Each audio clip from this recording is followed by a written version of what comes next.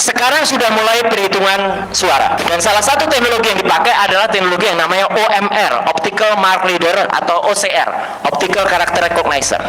Seolah-olah teman-teman media juga dibuat takjub dengan teknologi itu. Teknologi kuno, sudah diciptakan sejak 110 tahun yang lalu. Tapi kenapa sangat konyol ketika dipakai sekarang kalau tidak ada unsur tertentu yang di dalamnya? Artinya apa?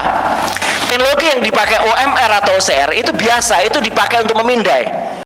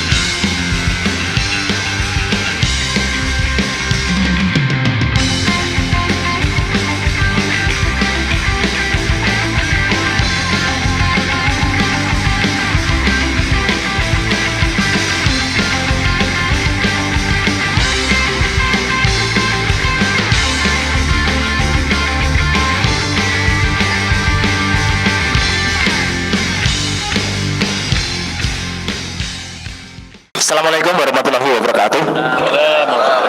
Salam sejahtera untuk kita semuanya. Om Swastiastu. Salam sejahtera.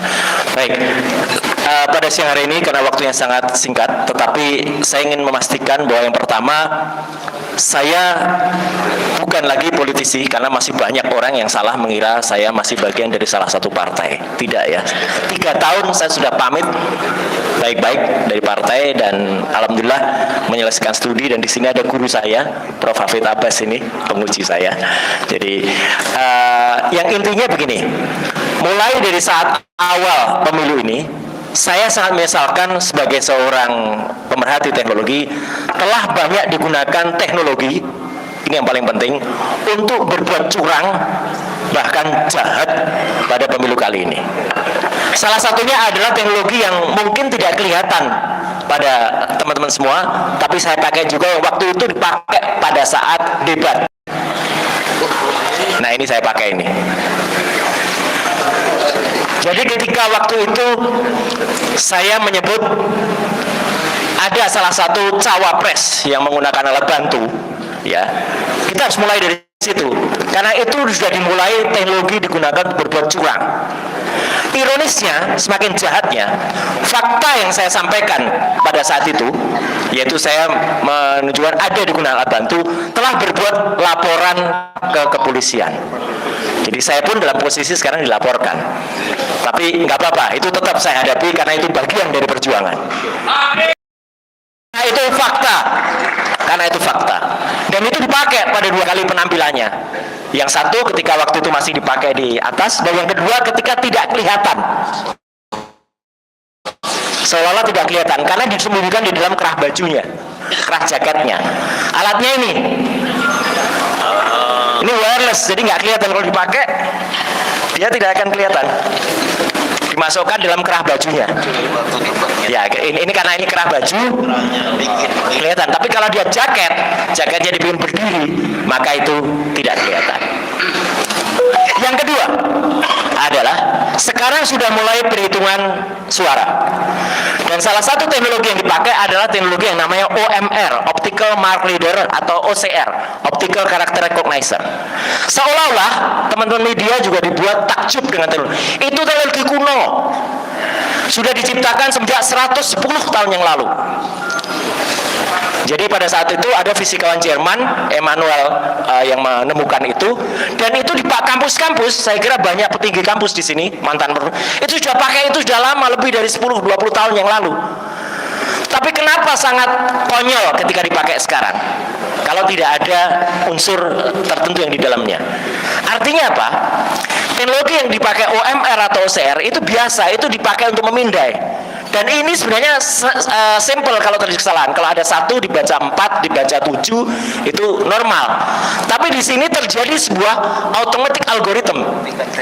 Algoritma otomatis yang bisa membuat atau menambah 48 jadi 748, 51 dari 951. Padahal sederhana. Prof Din misalnya dan bapak-bapak ibu lain. Satu TPS itu sebenarnya maksimal 300. Kalau dikasih alat automatic cutter lebih dari 300 selesai sebenarnya, itu tidak dipakai.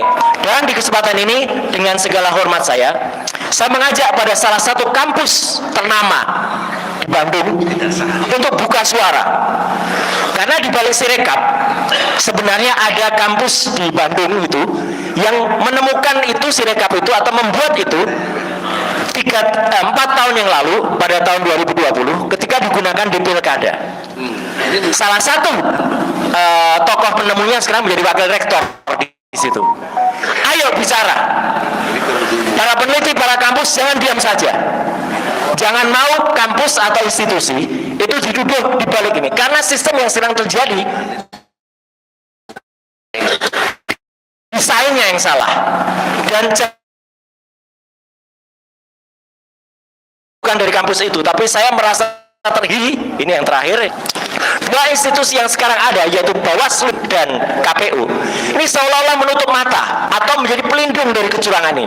Bahkan Bawaslu mengatakan trial and error ini biasa. Masya Allah, pemilu yang menggunakan teknologi dan 247 rakyat kita terganggu dalamnya masih dimungkinkan trial and error. Ini, nah betul Pak, saya sampai hati menggunakan kata sinting tadi ya. Tapi itu betul.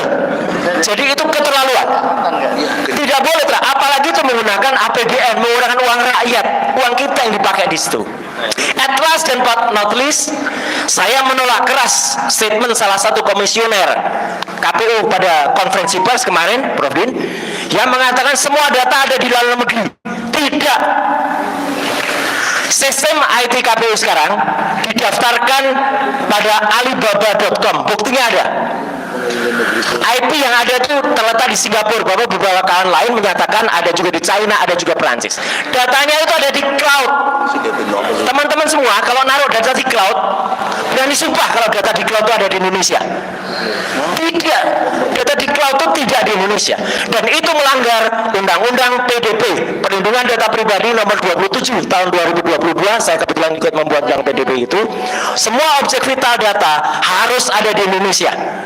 Dan kalau KPU tidak mau diaudit, dia melanggar Undang-Undang nomor 14 tahun 2008 tentang keterbukaan informasi publik. Jadi, himbauan saya terakhir, saya ajak para akademisi, kalau di situ apa ya Pak, untuk bangkit dan bersuara. Kita dorong gerakan moral 100 tokoh ini untuk menyelamatkan bangsa ini. Sekian, terima kasih. Wassalamualaikum warahmatullahi wabarakatuh. Baik, terima kasih. Yang pertama tadi mungkin tidak sempat saya tunjukkan, tetapi artinya ketika sebelum saya menjawab pertanyaan, sebelum saya sudah sampaikan untuk bapak-bapak dan ibu-ibu semua bahwa saya bertanggung jawab penuh atas statement bahwa pendaftaran server KPU itu tidak di Indonesia. Ya, ini buktinya ada. Saya mengakses sendiri IP-nya. Kalau nggak di Indonesia di mana? Di Singapura. Ahli lain mengatakan, Pak Egy, ada yang di Cina, ada yang di Perancis. Tapi kalau saya, yang saya yakini 100% yakin adalah di Singapura. Alamatnya adalah di Aliyun Computing Co Ltd dan itu di Singapura. Alibaba Cloud Private Limited, nomor IP-nya juga ada di sini. Artinya apa? Data kita sesuai dengan Undang-Undang PDP, Pak Egy, nomor 27 tahun 2022 itu sudah diletakkan di cloud, dan cloud itu adalah bukan milik Indonesia. Ini pelanggaran penuh ini. Dan tadi yang dipertanyakan, sistem Sirekap ini memang bukan sistem yang baru. Jadi kalau Ketua Bawaslu Pak Rahmat Bahja mengatakan ini sistem baru, bukan. Ini bukan baru, ini sudah 4 tahun. pernah dicoba di Pilkada tahun 2020 yang lalu. Dibuat oleh teman-teman dari kampus ternama di Bandung, ITB. Ya, clear kan? Ya. Dan ITB tidak salah, makanya saya bela ITB. Saya sengaja mengiris itu, saya bela supaya ITB jangan diam, jangan seperti Sansak.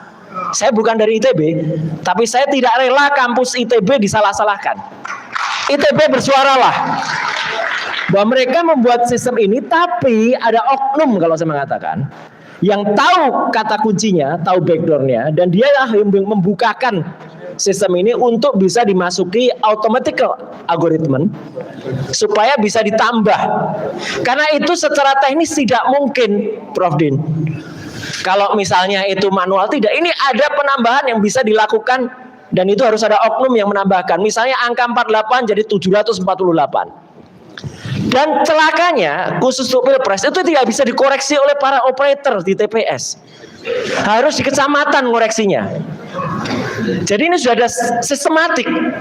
Kalau dikatakan saya ingin nambahkan nama orangnya, kalau tadi Bapak minta nama orangnya, mohon maaf kalau saya tidak ingin nama personal. Tapi dia sekarang posisinya adalah wakil rektor. Udah gampang lah di ITB. Udah clear kan? Udah bisa dicari kan? Mungkin beliau takut untuk bersuara, tapi saya ajak, ayo Prof. Din, Pak Paulus tadi mengatakan jangan takut benar, bersuara supaya kampus jangan disalahkan, karena ini oknum bukan kampusnya. Dan mungkin di luar ini saya ingin mengajak kembali para profesor, para guru besar, jangan berhenti sampai kemarin, bangkit lagi, ayo sekarang ini. Ya, perjuangan belum selesai.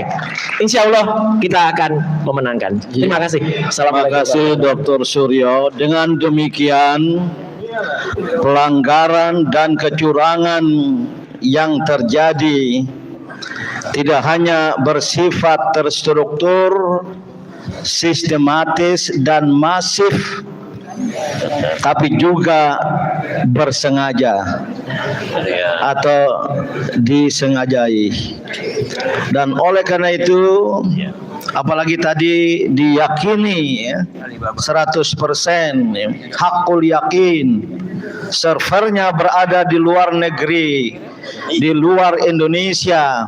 Ini bukan saja menjatuhkan kedaulatan rakyat dan kedaulatan negara, tapi kalau ada istilah lebih keras lagi, penistaan terhadap agama kita. Maaf, lupa sedikit supaya lebih clear lagi. Dulu di tahun 2020 servernya ada di Indonesia. Jadi waktu itu ITB pun bisa. Jadi kalau dikatakan apakah Indonesia mampu? Mampu kita. Iya. Tapi kenapa dengan anggaran miliaran kita sekarang malah naruh di cloud di Singapura?